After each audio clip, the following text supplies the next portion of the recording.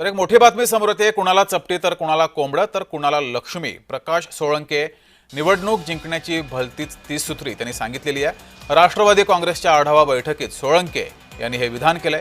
लावणीच्या दणक्यानंतर सोळंकींची चपटी ही आता चर्चेमध्ये आली आहे।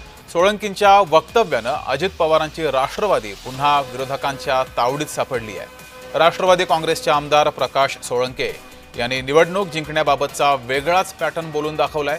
सोळंके यांनी निवडणूक जिंकण्यासाठी कुणाला चपटी द्यावी लागते तर कुणाला कोंबडं कापावं लागतं तर कुणाला लक्ष्मी दर्शन करावं लागतं हे आमच्या कार्यकर्त्यांना चांगलं माहिती आहे असं विधान केलंय। सोळंकेंच्या या वक्तव्यानं अजित पवारांच्या राष्ट्रवादीवर आता पुन्हा एकदा विरोधक टीका करणार। पुन्हा एकदा विरोधकांच्या तावडीत अजित पवार यांची राष्ट्रवादी सापडली आहे। तर प्रकाश सोळंके काय म्हणाले ते पाहूयात।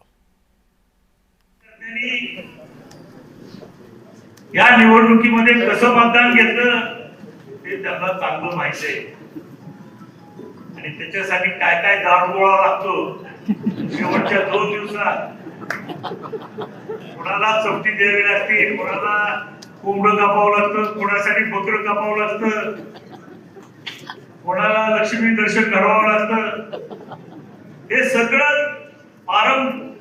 त्याच्यामध्ये एक्सपर्ट बनलेले आहेत तुम्ही। माझ्या अनेक निवडणुका तुम्हीच लढवलेल्या कार्यकर्त्यांनी। अधिक माहिती घेऊया, आपले प्रतिनिधी आमिर हुसेन आपल्या सोबत जोडलेले आहेत। आमिर, सोळंकी यांनी हे विधान केलेलं आहे, त्यावर आता जोरदार टीका सुद्धा होईल। बीडमध्ये कुठे हा नेमका कार्यक्रम होता, समोर कुठले कार्यकर्ते होते? नक्कीच आपण बघितलं तर प्रकाश सोळंकी बीडचे माजलगावचे आमदार आहेत, एनसीपी अजित पवार गटाचे।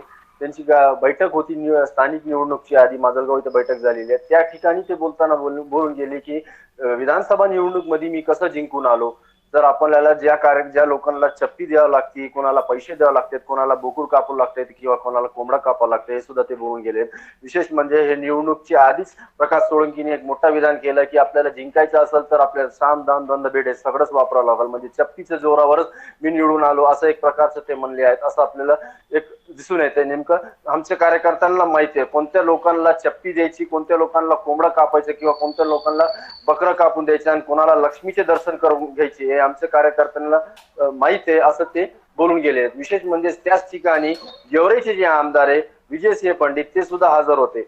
आणि हेच आपण जर बघितलं तर 2 दिवस आधी नागपुरात जे लावणी डान्स झाला होता त्याची अनेक चर्चा झाली होती, पण आता चप्पीची बीड जिल्ह्यातून प्रकाश सोळंकी यांची चर्चा वेगात आलेली आहे। जी, मात्र आमिर, वादग्रस्त विधान केलेलं आहे त्यामुळे आता विरोधक यावर हल्लाबोल नक्की करणार। नक्कीच विरोधक ह्याच्यावर हल्लाबोल करणार आहे, कारण की आपण जर बघितलं तर निवडणूक मध्ये कसं जिंकून आलं हे ज्या नेमकं काय द्यावं लागते कार्यकर्त्यांना काय नाही, तर डायरेक्टच प्रकाश सोळंकी म्हणाले लक्ष्मीचे दर्शन द्यावं लागते, दारू द्यावं लागते आणि कोंबडा कापावं लागते।